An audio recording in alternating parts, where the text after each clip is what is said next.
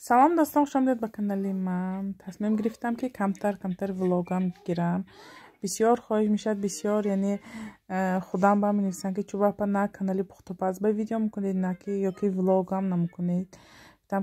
کمتر ولوگ کنم. من روزی ما سرم شد همین روزی بردکی گفتم کمتر уборка کنم و لیمو به سحر گفتم بگه ما یعنی حاجی بینی میریم، یعنی یزنمو خاله کلان یعنی حج رفته بودن، اما حالی بگه میبیام. اما امروز همجی برای حکی گفتم کمتر уборка کنم. بعد یعنی رویم. گفتم نگاه کنید چقدر بردک، خیلی دوتا پسرک ساعت دیخ برای همین دو بچه خیلی زنازنی بازی. من ابراهیم جان یعنی صورتایی که سادیکنده گرفتگی نگرفتن. شکر خدا ماهی سنتیابرشون سادیک میرد، نغز عادت کرده رفت. تماما خراکتیراش هم دیگه شد، رفتاراش هم علاقه تماما دیگه. نغز سادیک بهت نغز уже تربیهش تماما دیگه میشده از بچه سادیک برود.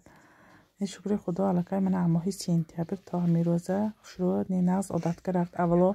خیلی کمتر دشوار بود بردن، کمتر خیلی و شده لیکن شروع عادت کرده رفت. من فکر بودم که عادت نمیکند، لیکن یک خودش ما بین رو صحبت گفتم طاقت وای نمیکند. نه نغز شروع عادت کرده رفت. شکر خدا.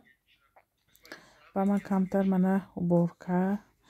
کسمیتکه ها خیلی من نمیدونه چیزی چوره همش خانه با زالی ما علاقه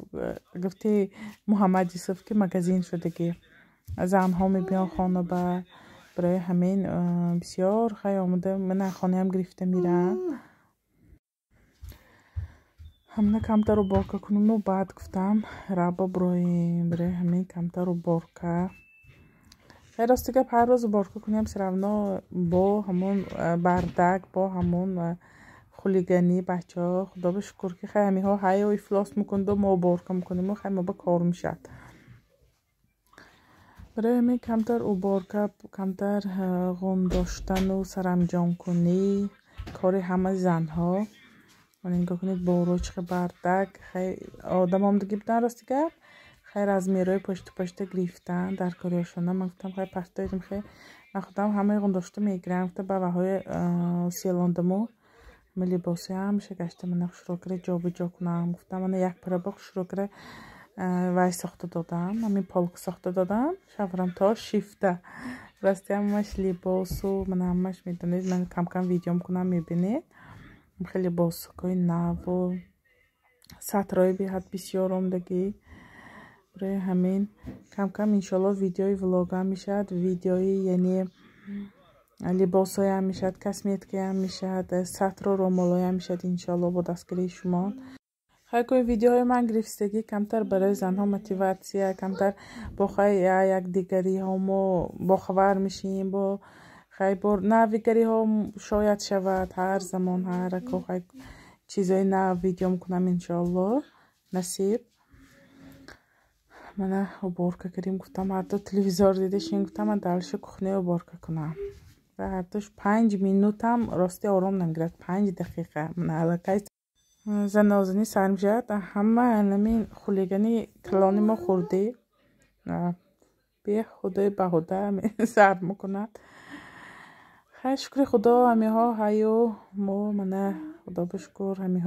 ها که حیات شیرین بچه ها که برای همین خیلی که بودگیاشون بشکر بچه ها بایدیم خداوند بی فرزنده با فرزندیت فرزند طلبا با فرزند بهترین نعمت. راستی همی ها که حیاتت تماما دیگه به فکرم با فرزند بهترین. با من گفتم کخنی ما راستی که ناونقدر کلان مایده بودم با تیز چخه گم چشم بردگ می نمودک چی نیم چی میگذاره چی تیز چشم بردگ نمود است که بیاد مایده کخنی چی ما خانم دو خانگه کخنی ها مایده کخنیش مایده. با کمتر سحری پاچت سپوری رفته گیردم کمتر چیزای در کاریمه گرفته گیردم. راستی که ما دخترها گروپ شدگی دیت سرکرگی برای خیلی خدا ما با کمتر چیزای در کاریمه رفته گرفتم اون دو هم سیگمنت گرفتم دم سحری بر وقت بود. اول گفتم بچه ها خوب بود پاشتای برده سپورم گفتم و کمتر مگزین درامده چیزای در کاریمه گرفته خط گرفتم دادم بعد گفتم ثانی کارم سرانجام کنیم و ثانی بعد دوامی کارم کنیم. برای همین گروپ گشادگی دخترکایی که خراب شده میخواهند اما با گروپ گشادیم یادگیری بیاد دستگیری میکنیم. الکی 2 هفته شد قریب خطا نکنم 10 روز شد الکی دخترها 6-7 دختر مثلا دیت کروسی خیلی برای سلامتی برای خیلی خدا ما برای یگان ما و همون خیلی کو برای خیلی به همه به دکرازی راستی که همه رسیبه اومده بسیاری ها جلب میکنم. من خودم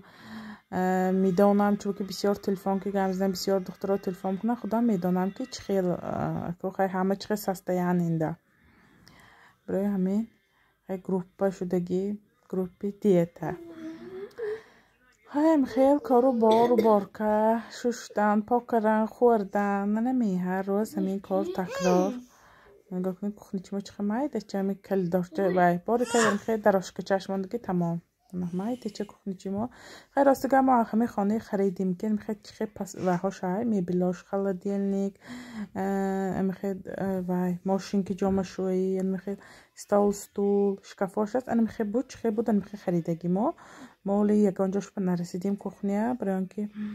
خیلی گفتیم کمتر کارامو بود اول گفتیم ما کارای بود کنیم بعد گفتم ثانی ریمان میکنیم از یک ما به ضرور نبود بس که بچه‌ها مایده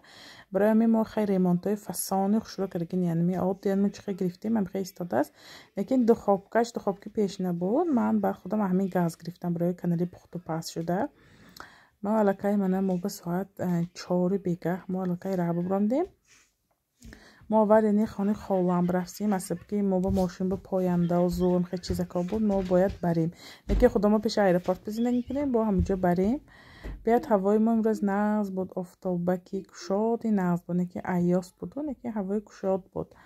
ما خانه خالم با مسیم خانه خالی من انچه اما دورتر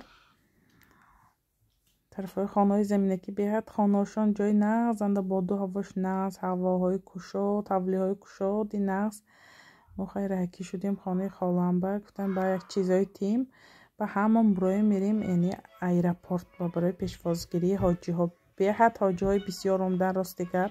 نوسیبیرسک بیاد بسیار رفتگی بودن خیلی آدم چه حاجی های بینی با حواسات میکند که چه نغز خدا همه رساند همون مثلا حاجی شویم هم ما انشالله بیاد خیلی پریات نیامو های حاجی های دیدن فردامدناشون آمداشون روی هاشون تماما دیگه بیاد خرسند شدیم ایرپورت برفتیم خیلی ایرپورت های نشان دیدیم چه آدم ها آمدن همینجا خانه خالی من خانهشان همه تیاری همه برای ایرپورت روی تیاری دیسیان ما اومدیم و خیلی فرامدیم یا خبر گرفتیم همینجای خانه من دسترخانه تیار کنم این یعنی ایبانی درازشون زلبه